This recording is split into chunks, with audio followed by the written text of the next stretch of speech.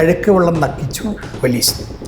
നാവ് കൊണ്ട് ലിംഗം കൊണ്ടും അവരുടെ പതിച്ച ആ പോസ്റ്ററുകൾ കീറിപ്പിച്ചു. അടിയന്തരാവസ്ഥ പ്രഖ്യാപിച്ച് ആ ഒരു ഇരുണ്ട കാലഘട്ടം കഴിഞ്ഞിട്ട് 51 വർഷങ്ങൾ പൂർത്തിയാവുകയാണ്.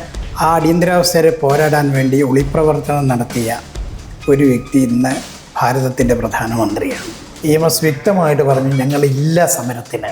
ഇപ്പോൾ എന്തുകൊണ്ടായിരിക്കും അന്ന് EMS സമരത്തിന് വരുന്നില്ല എന്നുള്ളൊരു നിലപാടിലേക്ക് എത്തിയിട്ടുണ്ടാവുക? നാടിന് ആവശ്യം വന്ന സമയത്ത് മുഴുവൻ കമ്മ്യൂണിസ്റ്റ് പാർട്ടി ഒറ്റുകൊടുക്കുകയും പിന്മാറുകയും ചെയ്ത സംഭവമില്ലേ.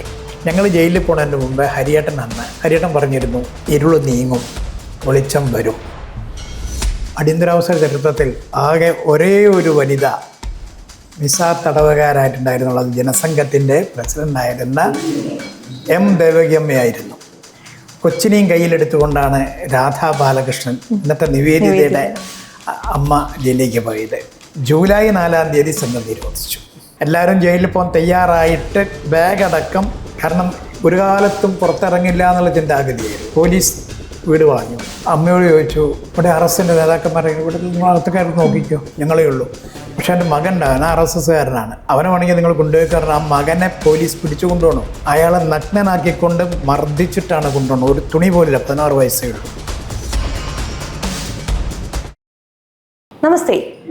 അടിയന്തരാവസ്ഥ കാലം പിന്നിട്ടിട്ട് 51 വർഷം തികയുകയാണ്. ആ ഇരുണ്ട കാലഘട്ടം ഉണ്ടാക്കിയ ഓർമ്മകൾ ഇന്നും നിലനിൽക്കുന്നുണ്ട് എന്നുള്ളത് തന്നെയാണ് സത്യാവസ്ഥ. അടിയന്തരാവസ്ഥ കാലത്തെ അനുഭവങ്ങൾ പങ്കുവയ്ക്കാൻ ഇന്ന് എനിക്കൊപ്പമുള്ളത് M. ഗോപാൽജിയാണ്. ഗോപാൽജി നമസ്തേ. നമസ്തേ. ഗോപാൽജി, അടിയന്തരാവസ്ഥ പ്രഖ്യാപിച്ച് ആ ഒരു ഇരുണ്ട കാലഘട്ടം കഴിഞ്ഞിട്ട് 51 വർഷങ്ങൾ പൂർത്തിയാവുകയാണ്. ഇന്നും ആ കാലത്തെക്കുറിച്ച് ഓർമ്മിക്കുമ്പോൾ ഗോപാൽജിയുടെ മനസ്സിലേക്ക് ആദ്യം എത്തുന്ന ഒരു ഓർമ്മ അതെന്തായിരിക്കും?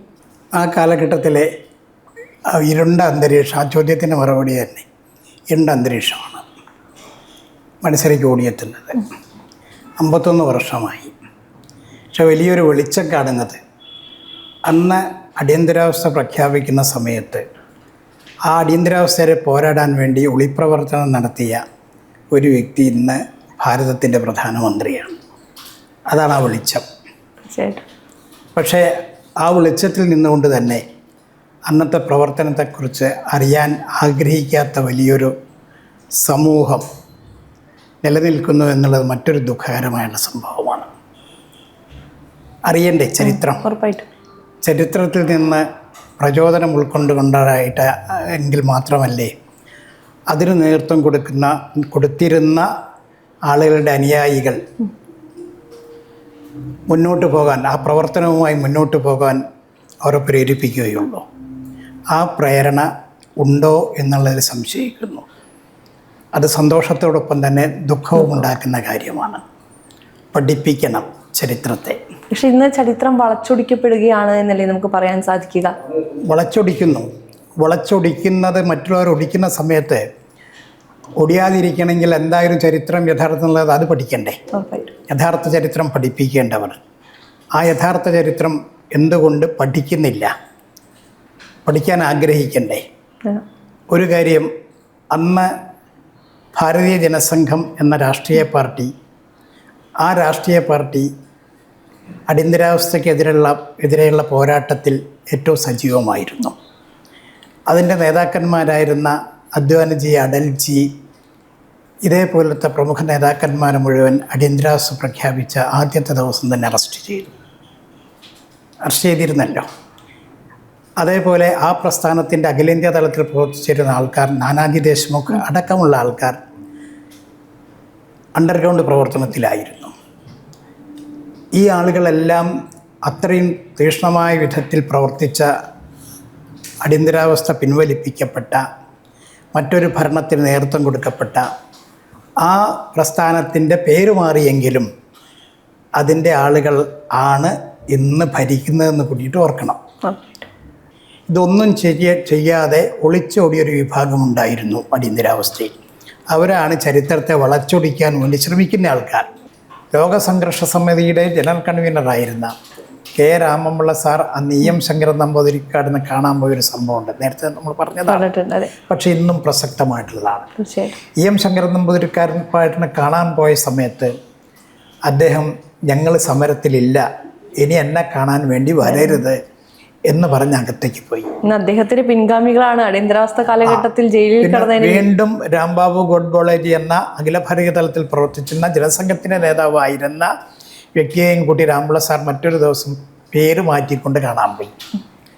EMS വ്യക്തമായിട്ട് പറഞ്ഞു, ഞങ്ങളില്ല സമരത്തിന്, ഞങ്ങൾ സംഘടന തീരുമാനിച്ചതാണ്. അതുകൊണ്ട് കണ്ടതെന്തായിരുന്നു, AKGയുടെ പാർലമെൻറ്റ് പ്രസംഗം പോലും അവർക്ക് പുറത്തിറക്കാൻ സാധിച്ചില്ല. പക്ഷേ ലോകസംഘർഷ സമിതിയുടെ പ്രവർത്തകരായിരുന്ന അന്നത്തെ പ്രധാനപ്പെട്ട അതിലുണ്ടായിരുന്ന രാഷ്ട്രീയ സ്വയംസേവക സംഘത്തിൻ്റെ പ്രവർത്തകർക്ക് അത് സാധിച്ചു എല്ലാ ഭാഗത്തും എത്തിക്കാൻ. പക്ഷേ ഇന്ന് എന്താണ് അവർ പറയുന്നത്, ഞങ്ങളാണ് സമരം ചെയ്തത്. പോയിട്ടുണ്ട്, സമരം ചെയ്തിട്ടല്ല. ഭീകരമായ മർദ്ദനമേറ്റുകൊണ്ട് വാങ്ങിച്ചിട്ടുണ്ട് പിണറായി വിജയൻ. പിണറായി വിജയൻ MLA ആണ്. അപ്പം സമരം ചെയ്തിട്ടല്ല. അവിടുത്തെ പോലീസ് ഉദ്യോഗസ്ഥന്മാർക്ക് പണ്ട് മുതലേ ഇയാളുണ്ടായത് പക തീർക്കാൻ വേണ്ടി അവർ ഭീകരമായി മർദ്ദിച്ചു. ചില ആൾക്കാർ ആദ്യത്തെ ദിവസം തന്നെ സമരം ചെയ്തിട്ടുണ്ട്. അതിൽ കോടിയേരി ബാലകൃഷ്ണനും അങ്ങനത്തെ ആൾക്കാരുണ്ടായിരുന്നു. ഇപ്പോൾ എന്തുകൊണ്ടായിരിക്കും അന്ന് EMS സമരത്തിന് വരുന്നില്ല എന്നുള്ളൊരു നിലപാടിലേക്ക് എത്തിയിട്ടുണ്ടാവുക? എക്കാലത്തും അതായിരുന്നില്ലേ കമ്മ്യൂണിസ്റ്റ് പാർട്ടി ചെയ്തിരുന്നത്. നാടിന് ആവശ്യം വന്ന സമയത്ത് മുഴുവൻ കമ്മ്യൂണിസ്റ്റ് പാർട്ടി ഒറ്റുകൊടുക്കുകയും പിന്മാറുകയും ചെയ്യുന്ന സംഭവമല്ലേ. സ്വാതന്ത്ര്യ സമരത്തിൽ ഞങ്ങൾ പങ്കാളികളായെന്ന് പറഞ്ഞ സ്വാതന്ത്ര്യ സമരത്തിന് ഒറ്റുകൊടുത്തവരല്ലേ. 1942 ക്വിറ്റ് ഇന്ത്യ സമരത്തിന് ഒറ്റുകൊടുത്തതല്ലേ അവരായിരുന്നില്ലേ. സുഭാഷ് ചന്ദ്രബോസിനെ ഞങ്ങളുടെ നേതാവ് അല്ലാച്ചറ്റ ജപ്പാൻകാരുടെ കാലിനക്കി എന്ന് മുദ്രാവാക്യം വിളിച്ച അവരായിരുന്നില്ലേ. മഹാത്മാഗാന്ധിയെ കിളവനെന്ന് വിളിച്ചുകൊണ്ട് ഉരലിട്ടിടിക്കണം, ഇടിച്ചിടിച്ച് കൊല്ലണം എന്ന് മുദ്രാവാക്യം വിളിച്ച അവരായിരുന്നില്ലേ. ഞങ്ങളുടെ നേതാവല്ല എന്ന് പറഞ്ഞത് അവരായിരുന്നില്ലേ. സ്വാതന്ത്ര്യം കിട്ടി, ഞങ്ങൾക്ക് സ്വാതന്ത്ര്യം കിട്ടിയില്ല എന്ന് പറഞ്ഞ് ആ സ്വാതന്ത്ര്യ ദിനത്തിൻ്റെ അന്ന് പതാക ഉയർത്തിയ സമയത്ത് ആ പതാക താഴോട്ട് വലിച്ചു കയറാൻ ഇറക്കാൻ വേണ്ടി ശ്രമിച്ചപ്പോൾ വെടിവെച്ച് വീഴ്ത്തിയ ഒരു കമ്മ്യൂണിസ്റ്റ് നേതാവുണ്ട്. ഇവർക്കറിയുന്ന സർദാർ ഗോപാലകൃഷ്ണൻ നാട്ടികയിൽ. ആ പേരൊന്നും ഇവർ പറയുന്നുണ്ടോ? എന്തിനായിരുന്നു അദ്ദേഹത്തിനെ വെടിവെച്ച് താഴോട്ടിട്ടത്? അദ്ദേഹം സ്വാതന്ത്ര്യത്തിന് ഉയർത്തിയ പതാക താഴോട്ട് വലിച്ചു കീറി ഇടാൻ വേണ്ടി ശ്രമിച്ച സമയത്തായിരുന്നു. സ്വാതന്ത്ര്യത്തെ പോലും അംഗീകരിച്ചിരുന്നില്ല കമ്മ്യൂണിസ്റ്റ് പാർട്ടി. ഇന്ന് ഞങ്ങളാണ് സ്വാതന്ത്ര്യം നേടിക്കൊടുക്കാൻ വേണ്ടി പ്രവർത്തിച്ചത്, സ്വാതന്ത്ര്യ സമരത്തിൽ പങ്കാളികളായത് എന്ന് പറയുമ്പോൾ അതേപോലത്തെ പച്ചക്കള്ളത്തരം തന്നെയാണ് ഇന്ന് അവർ ഈ അടിയന്തരാവസ്ഥയെക്കുറിച്ച് പറയുന്നത്. തീർച്ചയായിട്ടും അത് നമ്മൾ ചിന്തിക്കണം. അപ്പം അവർ ഇത് എല്ലാ കാലത്തും ചെയ്യുന്നൊരു കാര്യമാണ്. നാടിൻ്റെ ആവശ്യം വരുന്ന സമയത്ത് ഈ നാടിനെ ഉയർന്നു വരാൻ സാധിക്കരുത് എന്നുള്ള ആഗ്രഹത്തോടു കൂടിയുള്ള പ്രവർത്തനം എല്ലാ കാലത്തും അവർ ചെയ്തിട്ടുണ്ട്. ആ പ്രവർത്തനത്തിൻ്റെ ഭാഗം തന്നെയാണ് അടിയന്തരാവസ്ഥയ്ക്കും ചെയ്തിരിക്കുന്നത്. അവരെ യൂണിയൻ പ്രവർത്തനം അവർ നടത്തി നന്നായിട്ട്. അവിടെ ബാക്കിയുള്ള കാര്യങ്ങൾ അവർ നടത്തി. ജയിലിൽ കുറേ ആൾക്കാർ പോയിരുന്നു. ആ ജയിലിൽ പോയ ആൾക്കാർ അവിടെ എന്തെങ്കിലും ചെയ്യുന്നത്, അവർ ജയിലിൽ സമരം നടത്തിയെന്ന് പറഞ്ഞു. അവർ സമരം നടത്തിയിട്ടുണ്ട്. അതേ ജയിലിൽ തന്നെ ഞാനുണ്ടായിരുന്നു. രാഷ്ട്രീയ സ്വയംസേവക സംഘത്തിൻ്റെ പ്രാന്തകാര്യമായിരുന്ന അഡ്വക്കേറ്റ് TV അനന്തേട്ടൻ ഉണ്ടായിരുന്നു. പ്രമുഖരായുള്ള RSS നേതാക്കന്മാർ മുഴുവൻ ആ ജയിലുണ്ടായിരുന്നു. സോഷ്യലിസ്റ്റ് പാർട്ടി അരങ്ങിൽ ശ്രീധരൻ ഉണ്ടായിരുന്നു. അതേപോലെ തന്നെ MM Varghese, MN Lawrence, MN Thomas, Padmanabhan, ഇതേപോലുള്ള കമ്മ്യൂണിസ്റ്റ് പാർട്ടിയുടെ നേതാക്കന്മാരും ജയിലിലുണ്ടായിരുന്നു. അവർ സമരം നടത്തിയ A ക്ലാസ്സിന് വേണ്ടി, A ക്ലാസ് കിട്ടാൻ വേണ്ടി. ഷർട്ട് കിട്ടണം, കോട്ട് കിട്ടണം, കൊതുകുവല കിട്ടണം, ടെറിക്കോട്ടൺ ഷർട്ട് കിട്ടണം. അന്ന് ടെറിക്കോട്ടനാണ്. ഷർട്ട് കിട്ടണം എന്നെല്ലാം പറഞ്ഞുകൊണ്ട് സമരം നടത്തി. പരിപ്പ് വേണം, നെയ്യ് വേണം ഭക്ഷണത്തിൽ എന്ന് പറഞ്ഞ് സമരം നടത്തി. ഈ വിധത്തിലുള്ള സമരം അവർ നടത്തിയിരുന്നു. പക്ഷേ രാഷ്ട്രീയ സ്വയംസേവക സംഘത്തിൻ്റെ നിന്ന് പ്രചോദനം കിട്ടിക്കൊണ്ട് അറസ്റ്റ് വരുത്തി ജയിലിൽ പോയ P പരമേശ്വർജിയും KR മാരാരും ഇവരെല്ലാം ഞങ്ങൾക്ക് C ക്ലാസ് മതി, ഞങ്ങളുടെ ബാക്കിയുള്ള ആൾക്കാർ മുഴുവൻ C ക്ലാസ്സിലാണ് കിടക്കുന്നത്, ഞങ്ങൾക്ക് ഈ A ക്ലാസ് വേണ്ടാന്ന് പറഞ്ഞ് സമരം നടത്തിയവരാണ്. ഞാൻ നേരിട്ട് കണ്ടുള്ള അനുഭവസ്ഥനാണ് അത് രണ്ടിൻ്റെയും. അതുകൊണ്ട് ഇതിൽ വളച്ചു കിട്ടേണ്ടോ കള്ളം പറയേണ്ടോ കാര്യമില്ല, നേരിട്ട് കണ്ട കാര്യങ്ങളാണ്. ഇനി ഇതിൻ്റെ മറ്റൊരു ഭാഗമുണ്ട്, വനിതകൾ. കേരളത്തിൻ്റെ ചരിത്രം നോക്കി, അടിയന്തരാവസ്ഥ ചരിത്രത്തിൽ ആകെ ഒരേ ഒരു വനിത മിസാ തടവുകാരായിട്ടുണ്ടായിരുന്നുള്ളത് ജനസംഘത്തിൻ്റെ പ്രസിഡൻ്റായിരുന്ന M ദേവകിയമ്മയായിരുന്നു. ഒരു DDUK ആയിരുന്ന ആളാണ്. അവർ മാത്രമാണ് മിസാ തടവുകാരായി. അജിതയുടെ ഒക്കെ പേര് പറയുന്നത് ഒന്നും സമരം ചെയ്തിട്ട് പോയവരല്ല. അടിയന്തരാവസ്ഥയ്ക്ക് മുമ്പ് തന്നെ അറസ്റ്റ് ചെയ്ത് ജയിലുണ്ടായിരുന്നവരാണ്. അപ്പം M ദേവകിയമ്മ അവരായിരുന്നു മിസാ തടവുകാരായതുള്ളത്. അതേസമയത്ത് DIR ആയിട്ട് നിരവധി വനിതകൾ സമരം നടത്തി ജയിലിലുണ്ടായിരുന്നു. അവർക്ക് ജനസംഘത്തിൻ്റെയോ രാഷ്ട്രീയ സേവാ സമിതിയുടെയോ ABVPയുടെ ഒക്കെ പ്രവർത്തകർ ആയിരുന്നവരാണ് എന്നുള്ളത് കാണണം.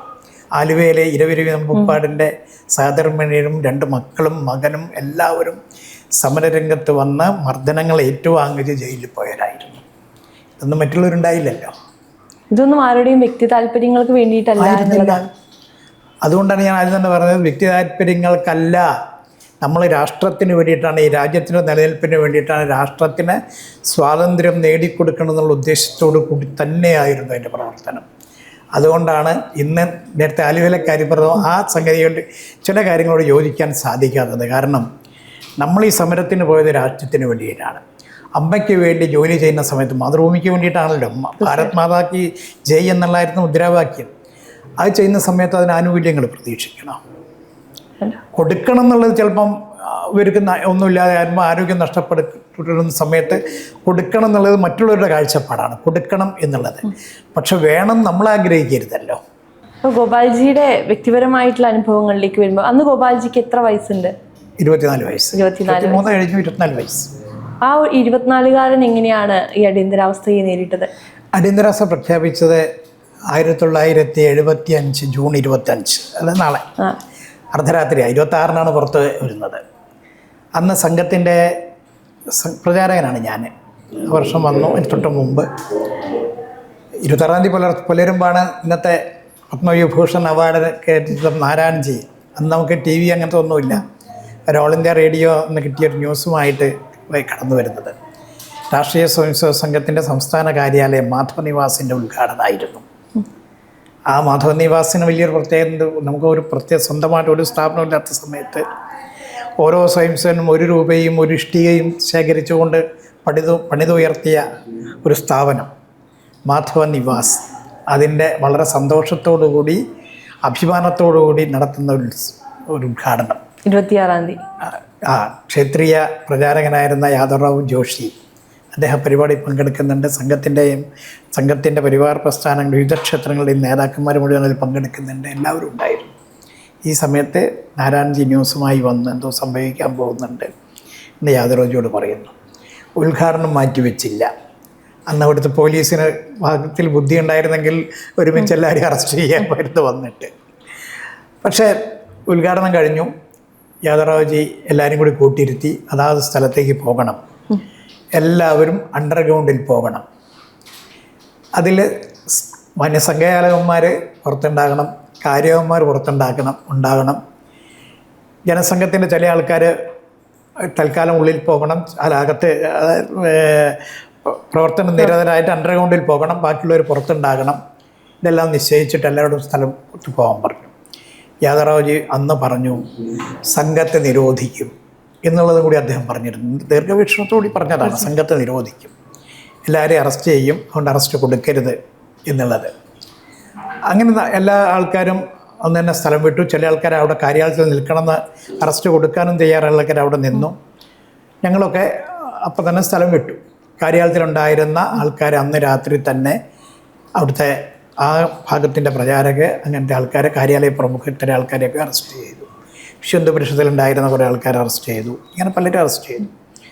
പിന്നെയാണ് മീറ്റിംഗ് എല്ലാം കൂടിയിട്ട്, അണ്ടർഗ്രൗണ്ട് മീറ്റിംഗ് എല്ലാം കൂടിയിട്ട് സമരപരിപാടികളൊക്കെ ആസൂത്രണം ചെയ്തത്. ജൂലൈ 4-ാം തീയതി സംഘം നിരോധിച്ചു.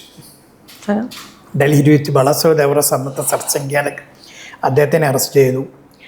കേരളത്തിനെ സംബന്ധിച്ചോളം കേരളത്തിൻ്റെ ഏറ്റവും പ്രമുഖരായുള്ള നേരത്തെ പറഞ്ഞ പ്രാന്തക്കാരിയാവ് TV അനന്തേട്ടനെ അറസ്റ്റ് ചെയ്തു.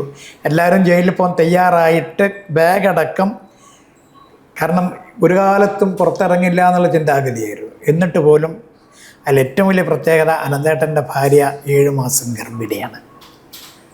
ആ സമയത്താണ് അനന്തേട്ടനെ ജയിലിലേക്ക് പിടിച്ചിട്ടുള്ളത്.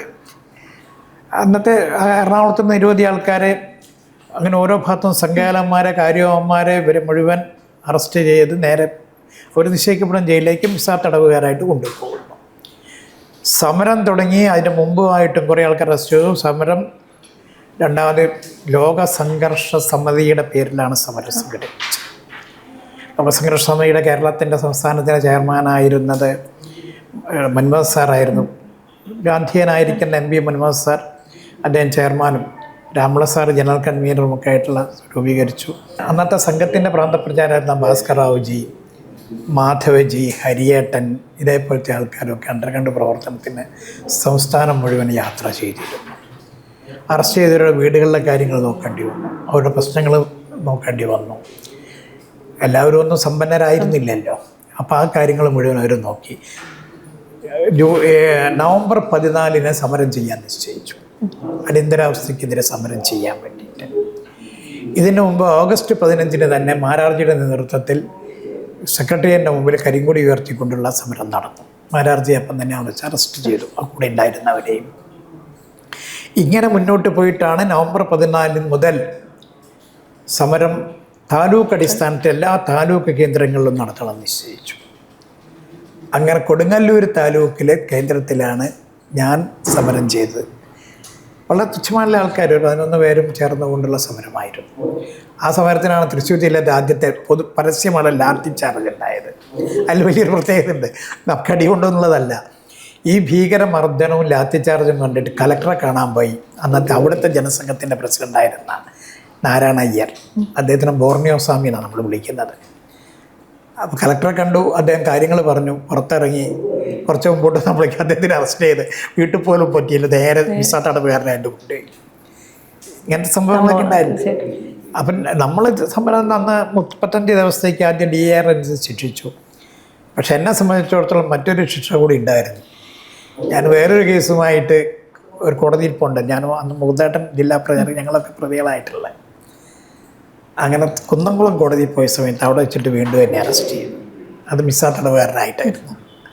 ഞങ്ങൾ പ്രായം കുറഞ്ഞ കുറച്ച് ആൾക്കാർ തൃശ്ശൂർ ജില്ലയിൽ ഉണ്ടായിരുന്നു. ആ ആൾക്കാരൊക്കെ അവരും കൂടി മിസ്സാ തടവുകാരായിട്ട് അറസ്റ്റ് ചെയ്തു. പിന്നെ നമ്മൾ വളരെ കാലം കഴിഞ്ഞിട്ട് ഏകദേശം അടിയന്തരാവസ്ഥ പിൻവലിക്കാൻ നേരത്തെ ഞങ്ങളെ കുറച്ച് PM ആയുള്ള ആൾക്കാരെ കുറച്ച് നേരത്തെ വിട്ടിരുന്നു, ഇലക്ഷൻ പ്രഖ്യാപിച്ച എൻ്റെ മുമ്പായിട്ട്. അങ്ങനെയാണ് ജയിലിലുണ്ടായത്. 2 സമയത്തും മർദ്ദനങ്ങൾ. പക്ഷെ നമ്മളെക്കാളിലൊക്കെ ഭീകരമായ മർദ്ദനങ്ങൾ ഏറ്റുവാങ്ങിച്ച എത്രയോ ആൾക്കാർ മരിച്ചു കഴിഞ്ഞു. തിരുവനന്തപുരത്ത് തന്നെ പ്രമുഖരായുള്ള അന്ന് മിസ്സാ തടവുകാരുന്ന പാച്ചല്ലൂർ പരമേശ്വരൻ വിഭാഗകാര്യവാഹിയായിരുന്നു. വിശ്വാസ് സാറ് ബൗദ്ധിപ്രമുഖായിരുന്നു. ഇത്തരം ആൾക്കാരൊക്കെ മരണപ്പെട്ട് കഴിഞ്ഞു. അപ്പം പിന്നെ ആൾക്കാർ പറയുന്നുണ്ട് ഞങ്ങളൊക്കെ അന്ന് അടിയന്തരാവസ്ഥയിൽ സമരത്തിനുണ്ടായിരുന്നു, അതുണ്ടായിരുന്നുണ്ടെന്നൊക്കെ പറയട്ടെ എന്ന് നമ്മൾ വിചാരിക്കും. ഞങ്ങൾ ജയിലിൽ പോണതിന് മുമ്പ് ഹരിയേട്ടൻ അന്നത്തെ സഹപ്രാന്ത പ്രജ, അന്ന് ബൗദ്ധിപ്രഭ ഹരിയേട്ടൻ പറഞ്ഞിരുന്നു, വിപരീത പരിസ്ഥിതി അനുകൂലമാക്കി മാറ്റാൻ സാധിക്കണം. അത് പലതരത്തിലാണ്. നമ്മൾ ശരീരം ആ നിലയ്ക്കാക്കി മാറ്റണം, മനസ്സാ നിലയ്ക്കാക്കണം, ബുദ്ധി ആ നിലയ്ക്കാക്കണം, ധാരാളം വായിക്കാൻ സാധിക്കണം. ഇതൊക്കെ സംഘത്തിന് വേണ്ടിയിട്ടാണ്. ഇരുൾ നീങ്ങും, വെളിച്ചം വരും.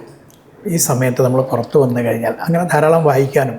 എനിക്കൊക്കെ ഏറ്റവും വലിയൊരു ഗുണമുണ്ടായത്, ഞങ്ങൾ ഒരേ മുറിയിലായിരുന്നു. പ്രാന്ത കാര്യവാഹായിരുന്ന അനന്തേട്ടനും മുകുന്ദേട്ടനും ഇതേപോലത്തെ ആൾക്കാർ. തൃശ്ശൂരിൽ നിന്നുണ്ടായിരുന്ന G. മഹാദേവ, അന്ന് അദ്ദേഹം ബാങ്കിൻ്റെ ധനലക്ഷ്മി ബാങ്കിൻ്റെ മാനേജറായിരുന്നു, പിൽക്കാല ചെയർമാനൊക്കെ ആയിരുന്നു അദ്ദേഹവും. ഈ ആൾക്കാരൊക്കെ എന്നെ ധാരാളം കാര്യങ്ങൾ ഡിസ്കസ് ചെയ്യാനും പഠിക്കാനും മനസ്സിലാക്കാനും എഴുതാനും എല്ലാം സാധിച്ചു. ഇപ്പോൾ ഈ കഴിഞ്ഞ തവണ 50ാം വാർഷികവുമായി ബന്ധപ്പെട്ടിട്ട് ഒരുപാട് പേരോട് സംസാരിച്ചിട്ടുണ്ടായിരുന്നു. ഈ മലപ്പുറത്തുള്ള ഒരു വേലായുധൻ ചേട്ടൻ, അദ്ദേഹമൊക്കെ അനുഭവിച്ച കാര്യങ്ങൾ പറയുന്ന സമയത്ത് നമുക്ക് തന്നെ ഉള്ളിൽ ഭയങ്കര സങ്കടം തോന്നുന്ന ഒരു നിമിഷം. ഇത്രയും വർഷങ്ങൾക്ക് ശേഷവും നമുക്ക് അത് ആ ഒരു ഫീൽ ചെയ്യാൻ സാധിച്ചിരുന്നു. പക്ഷേ എന്നിട്ടും അവരാരും ഈ പ്രസ്ഥാനത്തിൽ നിന്ന് പോവുകയോ അല്ലെങ്കിൽ ഈ പ്രസ്ഥാനത്തിനോടൊരു വെറുപ്പ് വയ്ക്കുകയോ ചെയ്യുന്നില്ല. അത്രയും സ്നേഹത്തോടെ തന്നെ, അല്ലെങ്കിൽ അതിൽ കൂടുതൽ സ്നേഹത്തോടെ സംഘത്തെ ചേർത്ത് പിടിക്കുന്നത് നമ്മൾ കണ്ടു. അപ്പോൾ അത് അവരിൽ ഉണ്ടാക്കിയിട്ടുള്ളൊരു മൂല്യം, അത് അത്രത്തോളം വലുതായതുകൊണ്ടല്ലേ അങ്ങനെ കാണാൻ സാധിക്കുന്നത്. ഉറപ്പാണല്ലോ, അവരെയാണ് ആരാധിക്കേണ്ടത്. അവരാണ് പ്രസ്ഥാനത്തിൻ്റെ ശരിക്കുള്ള തട്ട് നല്ല കല്ലുകളില്ലേ, അടിസ്ഥാന ശിലകൾ എന്ന് പറയാം. അവരെ പോലത്തെ ആൾക്കാരാണ്. കാരണം പട്ടിയെ കൊണ്ടുപോകുമ്പോൾ ചങ്ങലയ്ക്ക് കഴുത്തിലിട്ടിട്ട് കൊണ്ടുപോയ ആളാണ് വേലായുധൻ. അയാളെപ്പോഴും അയാളെ കൂട്ടുകാരെ കൊണ്ടും അഴുക്ക് വെള്ളം നക്കിച്ചു പോലീസ്. നാവ് കൊണ്ട് ലിംഗം കൊണ്ടും അവരുടെ പതിച്ച ആ പോസ്റ്ററുകൾ കീറിപ്പിച്ചു. എന്നിട്ടും അവർ അഭിമാനത്തോടുകൂടി ഭാരത് മാതാ കി ജയ് എന്ന് വിളിച്ചില്ലേ. അങ്ങനത്തെ എത്ര ആൾക്കാർ അതുകൊണ്ടാണ് പറഞ്ഞത്, ഇവരുടെ ചരിത്രം പഠിക്കണ്ടേ, തീർച്ചയായിട്ടും പഠിക്കാൻ തയ്യാറാകണ്ടേ. ഇപ്പോൾ നമ്മൾ ഈ അടിയന്തരാവസ്ഥ കാലഘട്ടത്തെക്കുറിച്ച് പറയുമ്പോൾ മുൻനിരയിൽ സ്ത്രീകൾ ഉണ്ടായിരുന്നു എന്ന് അങ്ങ് പറഞ്ഞു. ഒപ്പം തന്നെ വീട്ടിലിരുന്ന സ്ത്രീകൾ അനുഭവിച്ച കഷ്ടപ്പാടുകളുണ്ട്. വീട്ടിലിരുന്ന് പറഞ്ഞാൽ ഇപ്പം അനന്തേടൻ്റെ കാര്യം പറഞ്ഞു. ആ 7 മാസം ഗർഭിണിയായുള്ള സ്ത്രീ മാസം തികയാതെ പ്രസവിക്കുകയാണ്. ജയിലിൽ പോയി കുറച്ച് ദിവസം കഴിഞ്ഞപ്പം എന്തുമാത്രമായിരിക്കും ഒരു ഭാര്യയുടെ മനസ്സ്. അവിടെ ജയിലിൽ നിന്നുകൊണ്ട് അനന്തേട്ടൻ പരോൾ കൊടുക്കാൻ തയ്യാറായില്ല. ഭാസ്കരാജ് കത്ത് കൊടുത്തയച്ചു പരോളിന് അപ്ലൈ ചെയ്യാൻ. അതിന് ശേഷം പരോളിന് അപ്ലൈ 3 ദിവസം വന്നു. ഭാര്യയും കൊച്ചിനെയും കണ്ട് തിരിച്ച് ജയിലിലേക്ക് തന്നെ പോയി. ഓർക്കണം ആ വീട്ടുകാരുടെ സ്ഥിതി. ഇങ്ങനത്തെ നിരവധി വീട്ടുകാർ. കൊച്ചിനെയും കയ്യിലെടുത്തുകൊണ്ടാണ് രാധാ ബാലകൃഷ്ണൻ, ഇന്നത്തെ നിവേദിതയുടെ അമ്മ, ജയിലിലേക്ക് പോയത്. നിവേദിത എനിക്ക് തോന്നുന്നു 2 വയസ്സ് 3 വയസ്സാണ്. കൊച്ചിനെയും കയ്യിലെടുത്തുകൊണ്ടാണ് ഡോക്ടർ വിമല വലപ്പാട് സമരം ചെയ്തത്. വലപ്പാട് വിമല ഭയങ്കര ധിക്കാരത്തോടുകൂടി പോലീസിനോട് അങ്ങോട്ട് സംസാരിക്കുകയാണ്. കിടന്നു കഴിഞ്ഞാൽ മുടി വലിക്കുന്ന വിമല തിരിച്ചു ചോദിച്ചു, സാറിൻ്റെ അമ്മ റോട്ടിൽ കിടന്നാൽ മുടി പിടിച്ച് വലിച്ചൊഴിക്കുമെന്ന് തിരിച്ചു ചോദിച്ചു. പക്ഷേ ഏറ്റവും രസം എന്താണെന്നല്ല, ഒരു പക്ഷേ അതുകൊണ്ടുള്ള ഭയമായിരിക്കാം വിമലയെ ജയിലിൽ കൊണ്ടുപോയില്ല, കേസെടുത്തിട്ട് പറഞ്ഞയച്ചു. ഒരു പ്രചാരകൻ താമസിച്ചിരുന്നു ഇവിടെ എറണാകുളത്ത്. കഴിഞ്ഞ പ്രാവശ്യം നമ്മൾ പറഞ്ഞിട്ടുണ്ട്. ആ പ്രചാരകനെ പോലീസ് വീട് വളഞ്ഞു. അമ്മയോട് ചോദിച്ചു, പ്രചാരകൻ ആ വീട്ടിലെ അമ്മയൊക്കെ കിടത്തിക്കുകയാണ്. ഇവിടെ RSSൻ്റെ നേതാക്കന്മാരെ ഇവിടെ അകത്ത് കയറി നോക്കിക്കോ, ഞങ്ങളേ ഉള്ളൂ. പക്ഷേ എൻ്റെ മകൻ ഉണ്ടാകാൻ RSSകാരനാണ്, അവനെ വേണമെങ്കിൽ നിങ്ങൾ കൊണ്ടുപോയി. കാരണം ആ മകനെ പോലീസ് പിടിച്ചു കൊണ്ടുപോകണം. അയാളെ നഗ്നനാക്കിക്കൊണ്ട് മർദ്ദിച്ചിട്ടാണ് കൊണ്ടുപോകണം. ഒരു തുണി പോലില്ല, 16 വയസ്സേ ഉള്ളൂ. അപ്പം ആ അമ്മമാരുടെ സ്ഥിതി, വിളക്ക് കത്തിച്ച് വെച്ചുകൊണ്ട് ഭക്ഷണം കഴിച്ചുകൊണ്ടാവില്ല അണ്ടർഗ്രൗണ്ടുള്ളവർ, അവർക്ക് ഭക്ഷണം കൊടുക്കണ്ടേന്ന് പറഞ്ഞ് കാത്തിരുന്ന അത്രയോ ആൾക്കാർ. 17 വയസ്സുള്ള പെൺമക്കളെ വീട്ടിലിരുത്തിക്കൊണ്ട് അവരെ സഹായിക്കാൻ വേണ്ടി പുറത്തു പോയ അമ്മമാർ എത്രയായിരുന്നു എന്നറിയോ? ഈ ആൾക്കാരാണ് ശരി ഈ സമരത്തിൻ്റെ വിജയത്തിൻ്റെ ആൾക്കാർ. യഥാർത്ഥത്തിൽ വീട്ടിലെ അമ്മമാരാണ്, സഹോദരിമാരാണ്. ഇവർ വഹിച്ച പങ്ക് വളരെ വളരെ വലുതായിരുന്നു. ഈ അമ്മമാരും സഹോദരിമാരും ഒക്കെ ഇത്തരം പ്രവർത്തനങ്ങളുടെ ഒപ്പം നിന്നതുകൊണ്ടും സഹായിച്ചതുകൊണ്ടും അധികാരിമാരെ ഒറ്റുകൊടുക്കാതെ എന്ത് കഷ്ടപ്പാട് സഹിച്ചുകൊണ്ട് കൂടെ താമസിപ്പിച്ച ആൾക്കാരും ഇവരൊക്കെയല്ലേ യഥാർത്ഥത്തിൽ ഈ പ്രസ്ഥാനത്തിൻ്റെ ഇത്തരം കാര്യങ്ങൾ വരുന്ന സമയത്ത് വിജയത്തിൻ്റെ ആളുകൾ. മനസ്സിലാക്കണ്ടേ? അവരിപ്പോൾ ആരാന്ന് പോലും പലർക്കും അറിയണ്ടാവില്ല, പക്ഷെ അവർ ഓർക്കണം. ഈ അടിയന്തരാവസ്ഥ കാലഘട്ടത്തിൽ ഗോപാൽജി പഠിച്ച ഏറ്റവും വലിയൊരു പാഠം അതെന്തായിരിക്കും? ഇനി ഇതേപോലത്തെ ഒരു അടിയന്തരാവസ്ഥ പാടില്ല എന്നുള്ളതാണ്. സ്വാതന്ത്ര്യം എന്നെന്നും ആവശ്യമാണ്. സ്വാതന്ത്ര്യമാണ് മനുഷ്യൻ്റെ ഏറ്റവും പ്രധാനപ്പെട്ടത്. ആ പാഠം ഉൾക്കൊള്ളണം. അതോടൊപ്പം തന്നെ ഏത് വിപരീത പരിസ്ഥിതിയെയും അതിജീവിക്കാൻ വേണ്ടി സാധിക്കുന്ന ഒരു യുവ തലമുറ എല്ലാ കാലത്തും ഉണ്ടാകണം. ഇതാണ് അടിയന്തരാവസ്ഥയെക്കുറിച്ചുള്ള ഒരു പ്രധാനപ്പെട്ട കാര്യം. ഇന്ന് നാട് ഭരിക്കുന്ന അല്ലെങ്കിൽ നമ്മുടെ മുഖ്യമായിട്ടുള്ള എല്ലാ പദവികളിലും സംഘത്തിൻ്റെ പങ്കുണ്ട്. ഇപ്പോൾ നമ്മുടെ പ്രധാനമന്ത്രി അടക്കം സംഘത്തിൽ നിന്ന് വരുന്നൊരു വ്യക്തിയാണ്. ആ ഒരു രീതിയിലേക്ക് സംഘം ഈ വർഷങ്ങൾ കൊണ്ട് മാറിയിട്ടുണ്ട്. സംഘത്തിൻ്റെ 100ാം വാർഷികം ആഘോഷിക്കുന്ന ഒരു വേള കൂടിയാണ്. അപ്പോൾ എങ്ങനെയാണ് സംഘത്തിൻ്റെ ഒരു യാത്രയെ ഗോപാൽജി നോക്കിക്കാണുന്നത്? സംഘം ഇനിയും എത്തിയിട്ടില്ല. ഇനിയും വളരെ വളരെ മുന്നോട്ട് പോയിക്കൊണ്ടിരിക്കുകയാണ്, പോകേണ്ടതുണ്ട്. അതുകൊണ്ട് ആഘോഷമല്ല എന്ന് സർസംഘാല പറഞ്ഞിട്ടുണ്ട്. 100 വർഷമായി. ഈ 100 വർഷം കഴിഞ്ഞ് 101ാമത്തെ വർഷമാണ്. നമുക്ക് വളരെ ഇനിയും മുന്നോട്ട് പോകേണ്ടതുണ്ട്. നമ്മളെ പ്രവർത്തനം ഓരോ മേഖലയിലേക്ക് എത്തേണ്ടതുണ്ട്. ആ പ്രവർത്തനം സംഘം നടത്തിക്കൊണ്ടേയിരിക്കും എന്നുള്ളതാണ് നമ്മളെപ്പോലത്തെ ആൾക്കാരൊക്കെ പ്രതീക്ഷിക്കുന്നത്.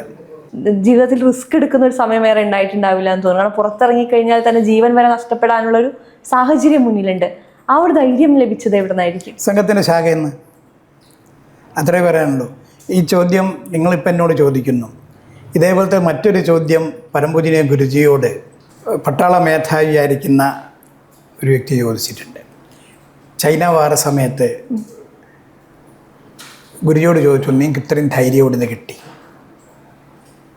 പട്ടാളക്കാർ ബോംബ് വർഷിക്കുന്നു, തോക്ക് ആയുധങ്ങൾ കൊണ്ടുപോകുന്നു, ഈ സ്ഥലങ്ങളിലെല്ലാം നിങ്ങളുടെ ആൾക്കാർ പോകുന്നു, ചില ആൾക്കാർ മരിച്ചിട്ടുണ്ട്, നിങ്ങൾക്ക് ഈ ധൈര്യം എവിടെ നിന്നാണ് കിട്ടിയത് എന്ന് ചോദിച്ച സമയത്ത് ഗുരുജി പറഞ്ഞൊരു മറുപടിയുണ്ട്. അത് രാഷ്ട്രീയ സ്വയംസേവക സംഘത്തിൻ്റെ സംഘസ്ഥാനിൽ നിന്ന് നടത്തുന്ന കബഡി കളിയിൽ കൂടിയിട്ടാണ്. നിസ്സാര കാര്യമാണ്. നമ്മൾ വിചാരിക്കും കബഡി കളി എന്നൊക്കെ പറഞ്ഞാൽ വളരെ ചെറിയൊരു കാര്യമല്ലേ. പക്ഷേ അതിൽ നിന്ന് ശത്രുവിൻ്റെ അടുത്തേക്ക് പോകാനും ശത്രുവിനെ കീഴടക്കാനും ആ കീഴടക്കി തിരിച്ചു വരാനും ഉള്ള മനോധൈര്യം, തൻ്റെ ഇടം ചെറിയ കാര്യത്തിൽ കൂടിയിട്ട്. അതുകൊണ്ടാണ് നിങ്ങൾ RSSന് മനസ്സിലാക്കാൻ വേണ്ടി സംഘത്തിൻ്റെ ശാഖയിലേക്ക് വരും. അപ്പോൾ അന്ന് അടിയന്തരാവസ്ഥ കാലഘട്ടത്തിൽ ഭാരതം ഭരിച്ചിരുന്ന കോൺഗ്രസ് ആണ് ഇന്ന് കേരളം ഭരിച്ചുകൊണ്ടിരിക്കുന്നത്. ഇന്നും ഇന്ദിരാഗാന്ധിയെയും ഇന്ദിരാഗാന്ധിയുടെ പ്രവർത്തനങ്ങളെയും ന്യായീകരിക്കുന്ന ഒരു പറ്റം മനുഷ്യരാണ്. എങ്ങനെയാണ് അതിനെ നോക്കിക്കാണുന്നത്? അവരതിൽ കൂടിയിട്ട് മുന്നോട്ട് പോകും. പ്രിയദർശിനി പദ്ധതിയും ഇതൊക്കെ അതുകൊണ്ടാണല്ലോ നടപ്പാക്കുന്നത്. അവരാ നിലയ്ക്ക് പോകും. അവരിനി അതൊന്നും വിടാൻ തയ്യാറായിട്ടില്ല. അവരിൽ അത് പാഠം പഠിച്ചിട്ടില്ല. അവർക്ക് നാട് നന്നാണെന്നുള്ളതല്ല ആഗ്രഹം. എന്തായാലും എനിക്ക് തോന്നുന്നു ഒരിക്കലും എത്ര വർഷങ്ങൾ, ഇപ്പം ഇനി 51 വർഷങ്ങൾ ഇപ്പോൾ പിന്നിട്ടു, ഇനിയൊരു 100 വർഷങ്ങൾ കഴിഞ്ഞാലും ഈ ഒരു ഓർമ്മകൾ അല്ലെങ്കിൽ ഇത്രയും നമ്മൾ പഠിച്ച പാഠങ്ങൾ നമ്മളെ ആരെയും വിട്ടുപോകില്ല. കാരണം ഇപ്പോൾ നിങ്ങളിലൂടെ എല്ലാം നമ്മൾ കേൾക്കുന്ന ഒരുപാട് അനുഭവങ്ങളുണ്ട്. എനിക്ക് തോന്നുന്നു ഭാവിയിലേക്കുള്ള വലിയ പാഠങ്ങളാണ് പറഞ്ഞു വെക്കേണ്ടത്. ഇതെല്ലാം കുട്ടികളിലേക്ക് കൂടി ഇന്നത്തെ പാഠപുസ്തകങ്ങളിലൂടെയും അല്ലെങ്കിൽ മറ്റു തരത്തിലും കുട്ടികളിലേക്ക് കൂടി എത്തേണ്ടതില്ലേ? നമ്മൾ പറയുന്നു പാഠപദ്ധതിയിൽ അടിയന്തരാവസ്ഥ ഉൾപ്പെടുത്തണം, ആ പ്രവർത്തനങ്ങൾ ഉൾപ്പെടുത്തണം, ആളുകൾ പഠിക്കണം, വരും തലമുറ ഇതിൽ നിന്ന് പ്രചോദനം ഉൾക്കൊള്ളണം നാടിന് വേണ്ടിയിട്ട്. തീർച്ചയായിട്ടും. എന്തായാലും ഒരുപാട് സന്തോഷം ഗോപാൽജി. നമസ്തേ. നമസ്തേ.